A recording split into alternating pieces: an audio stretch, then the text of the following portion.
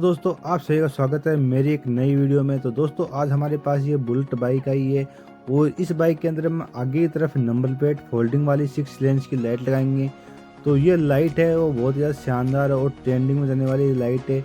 इसकी पूरी फिटिंग मैं आपको बताऊंगा कि हम रॉयल एनफील्ड में कैसे कर सकते हैं।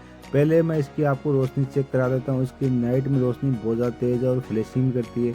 तो इसका पूरा आपको कनेक्शन और फिटिंग बताऊंगा। तो वीडियो आप एंड तक बने, वीडियो अच्छी लगे तो वीडियो को लाइक कर सकते हैं।